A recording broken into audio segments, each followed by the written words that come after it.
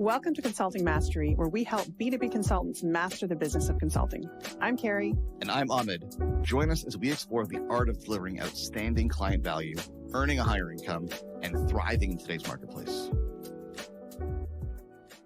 Recently had a client take us through, on one of our office hour calls, the process that he goes through in giving his clients feedback on their holding up their end of the bargain and the engagement, them doing their work.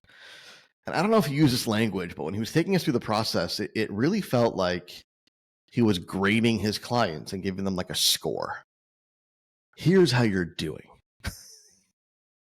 and the details are a little bit fuzzy. I feel like there was a grade. There was it was at least at the very least a green light, yellow light, red light scenario, if not a score. And I just thought that was brilliant, right? Because we talk a lot about, and let's talk about it today. We talk a lot about the importance of having good partnerships with your clients and being really clear with them and in the engagement on in advance on what's required of them. And I thought this client took things to another level where, he's actively throughout the engagement scoring them, grading them, and giving them feedback with the understanding that if the client doesn't hold up their end of the bargain, they don't contribute to the engagement the way that they need to, they don't get results. And what was it about that you found so compelling?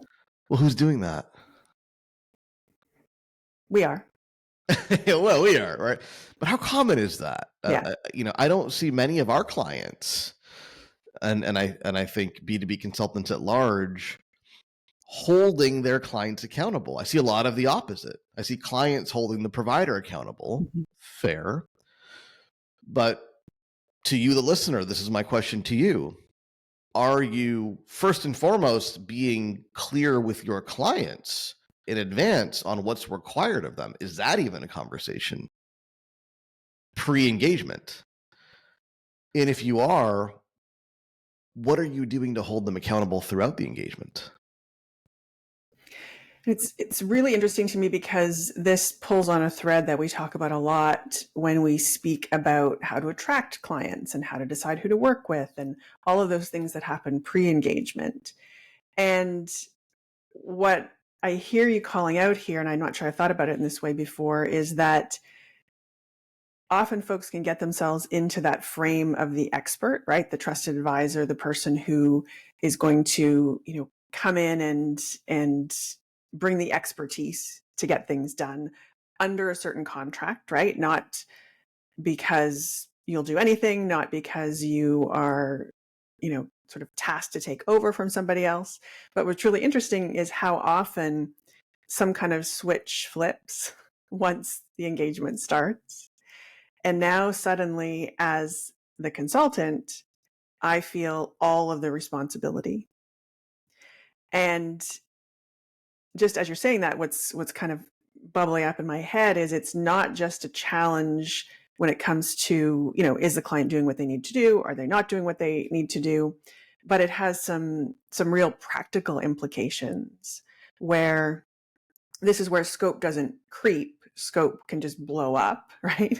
This is where you may be giving the client exactly what you promised and more, and they still end up feeling dissatisfied, frustrated, like they didn't get what they needed. So I think it's interesting to think about how this particular stance, right? Like the shoes you wear needs to flow right from starting your marketing, thinking about who you want to work with until the very end of the engagement and beyond. And also just recognizing, how to catch yourself so you don't fall into some of these traps. I feel like part of the problem here is, I don't know if you want to call it like a superhero mentality, but this idea that, well, I can just solve problems. I feel like there's an overweighting of your ability as a consultant or as a service provider to come in and do a thing and get it done. And there's an underweighting of the client's responsibility to assist and provide information and to participate. because that's a, if you've read enough comic books as a kid and watched enough superhero movies, like, you probably want to be that person. Doesn't matter what the client does or says or thinks. Doesn't matter what they contribute, whether they contribute or not. Like, I'm going to get it done. Yeah, that's kind of an alluring proposition, that you could just be this superhuman problem solver, and no matter what happens on the client side, like, you're going to get it done. I'd love to believe that about myself. That would be really cool, right? Consulting superhero, right? And yet the reality is, and we have tons of data to justify this on our end, is when a client engagement goes wrong in our world. Fortunately, not very often at this stage. We've really dialed in the process, but when it goes wrong, 9 times out of 10, it's because they didn't do their part. And yeah, there is the 10% of the time where maybe we need to own up to something that we didn't provide or didn't do, or misaligned expectations, and we will own up to those situations. But the vast majority of the time, it's not our service delivery that was the problem. Obviously, in our case, we have a long track record now that we can confidently stand behind, and know that our service delivery does get results when the client does their part. But when it happens, it's because they didn't do their part. And we're very clear on that. And I just wonder, for the average B2B consultant, are they willing to accept that as a reality, or do they just want to believe that they can solve any problem no matter what? Well, and the reality may be that they can solve any problem, or they, in the context of the engagement. I would say the real question is, should they be solving all of the problems? And the piece that I believe is missed is when things start to go off the rails, too few folks kind of sit back and think through what's happening, right? Like, what is really happening? Why is this not going as planned or as promised? Why does this feel difficult? Why is somebody frustrated or upset? And then only at that point can you get really clear around, is this a challenge with the client not meeting their, requirements? Is this a challenge where you've maybe missed something? You're not, to your point, you need to kind of own up and fix it. Or is it something in between? Is it something that you couldn't have predicted? Is it something that, wasn't obvious at the outset? And, the point of this is just to make a conscious decision about it. And I think the problem is often we, those of us who have the savior complex that you're talking about, right, immediately fall into, how do I fix it? How do I fix it? How do I fix it? Instead of taking, just a brief moment to figure out what's really at the root of this, and to what degree should I step in? Or, and this is the more difficult proposition, when do I actually walk up to a client and say, okay, Mr. Client, hold on a minute. This is what needed to happen, and these are the roadblocks that are getting in the way because you're not doing what you need to do. And so I think part of it might be I want to fix everything. I would also suggest that there's probably a reticence to go to your client, right, the person who's signing your check, and tell them that they're not doing what they need to do. Well, it's Patrick Lencioni talks quite a bit about, the fear of losing the business is going to kill your ability to be a trusted advisor, an objective consultant that's actually has their client's best interest in mind. Because if you're losing the business, then you have your best interest in mind, whether or not that's in the best interest of the client. And so these conversations, to your point, are hard to have if it's a whale client and they make up 30 to 100% of your revenue. And if they go away, then you go away. Then yeah, you're not going to stick up to the client and tell them where they went wrong or what mistake they made.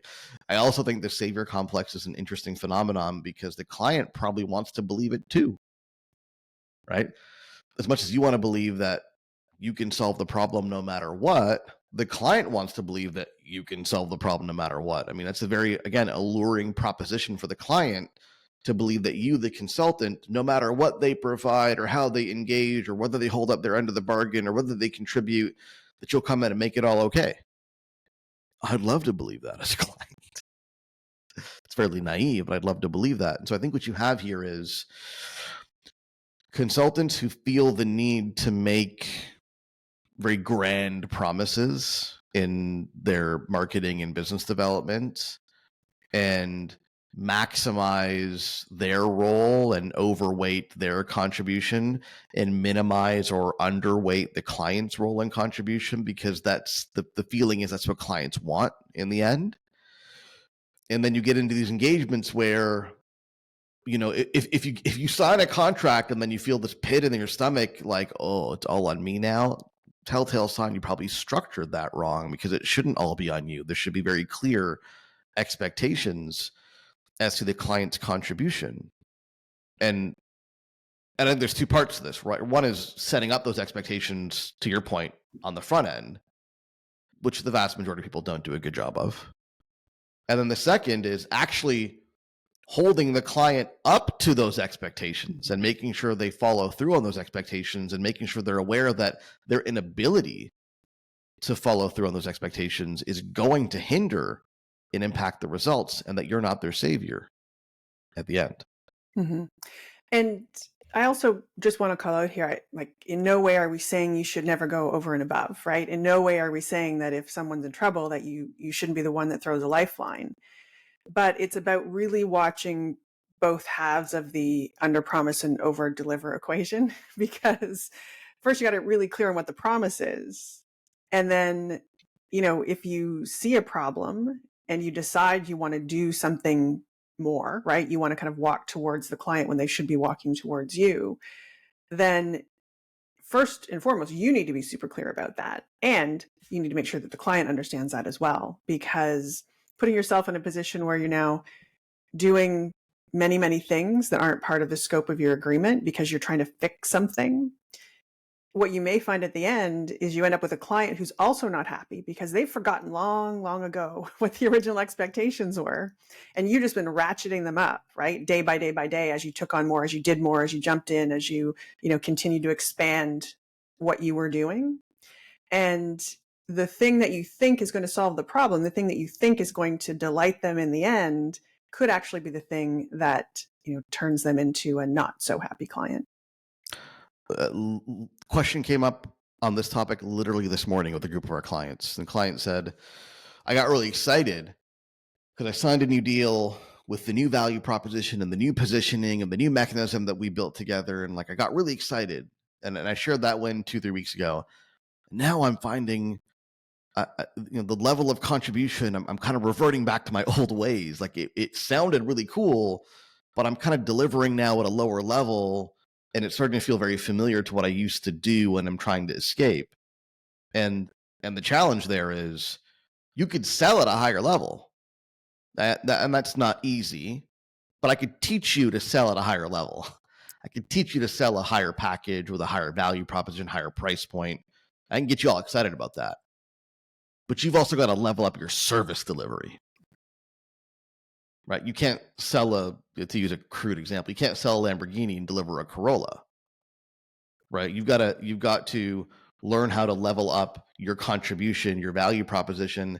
And the thing is, like, when you look at these higher value engagements, higher value contracts, when you look at the folks that are charging a lot of money, we have an interesting perspective here because we see a lot of consultants who charge a lot of money.